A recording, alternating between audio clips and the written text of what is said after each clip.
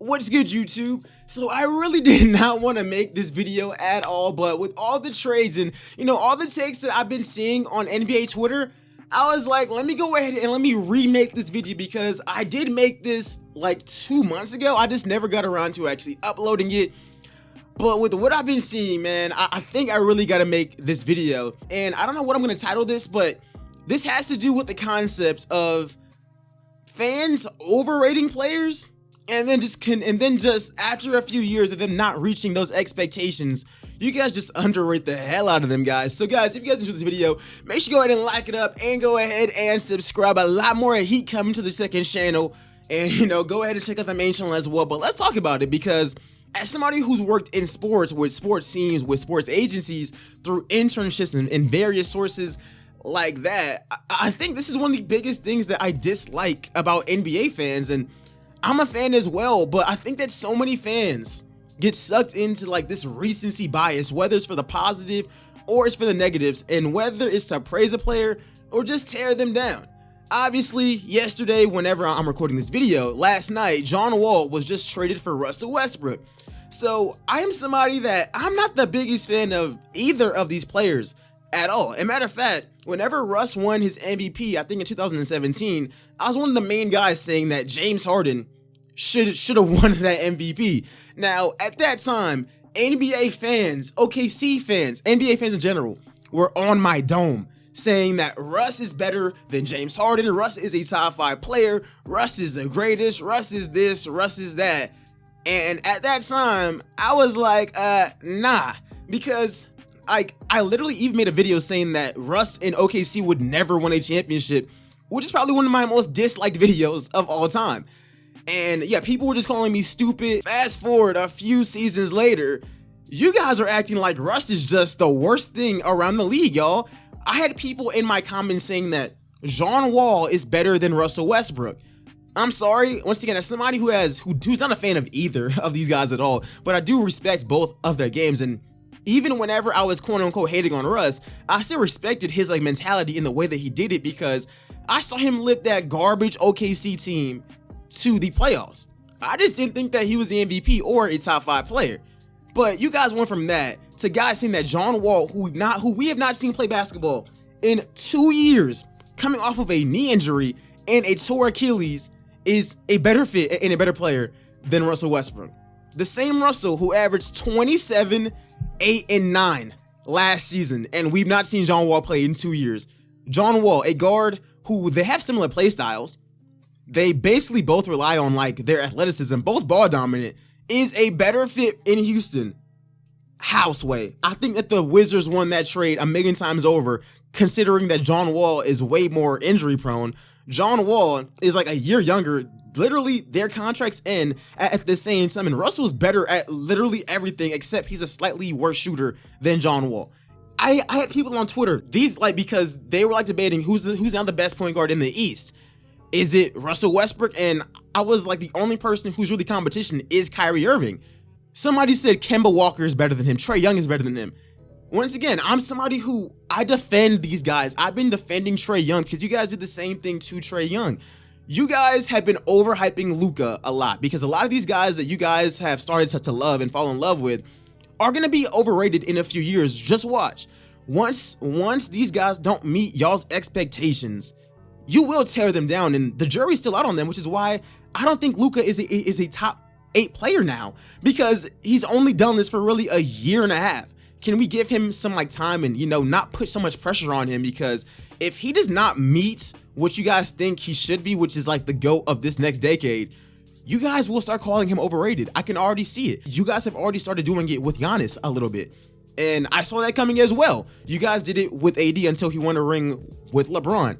And you guys did it with Kyrie Irving. I do remember a few years ago, whenever the Kyrie train, and I actually am a fan of Kyrie Irving, I said in 2017, yo, Kyrie and Dame Lillard are low-key on the same level.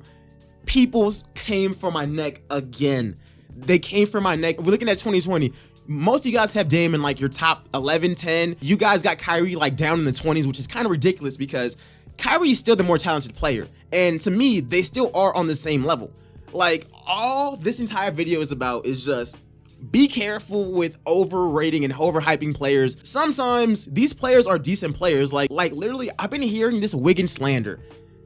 And I know that this video is just all over the place, but I've been hearing this Wiggins slander of Wiggins is on a bad contract. Wiggins is this, Wiggins is that, Wiggins is this bad. And I'm like, yo, Wiggins is like 5-6 years in. He's averaged 20 points for majority of, like, this man is a career 20-point scorer. That's not a bad contract. Andrew Wiggins got this contract for showing a lot of potential. Andrew Wiggins is still an above average 2 at worst average NBA player. That's not a bad contract. He got this contract whenever he was like 21 and showed a bunch of potential. You guys want to see a bad contract? Look at Nicholas Batum. Look at Gordon Hayward. Look at these guys getting contracts in their late 20s, early 30s who didn't do anything on their second contract. Those are bad contracts. Those are guys that you can actually critique. But guys like Wiggins, guys like who else? Guys like Lonzo Ball, guys like Markelle Fultz, why do you guys overhype them to shit on them? They did not set these expectations for themselves, and all of them are really decent players. Ben Simmons, he's a good player. I know that people get off these he can't shoot jokes, but Ben Simmons is better than majority of players in the NBA and easily choose to build around him than any of these other guys. Right now, you guys are saying that Russell Westbrook, oh my gosh, bad contract. Not really. Once again, I still think that Russ can take a lot of these garbage teams in the East, like the Knicks. These teams should have traded for him, if we're being honest. At least he'll make your team relevant again. But I'm pretty sure in 2 or 3 seasons, if Damian Lillard does not do anything, which he probably won't because he's on the Blazers, you guys are going to start to call him a bad contract. I'm going to bet on that. I'm going to sit back and watch this happen because I know it's going to happen. Most of this stuff is so obvious. If I use you guys' logic of what a bad contract is, the only players who should even have anything close to any kind of max deal, which is something that I actually completely agree with. The only players who should have a max deal are players like LeBron, Stephen Curry, Kevin Durant, and James Harden.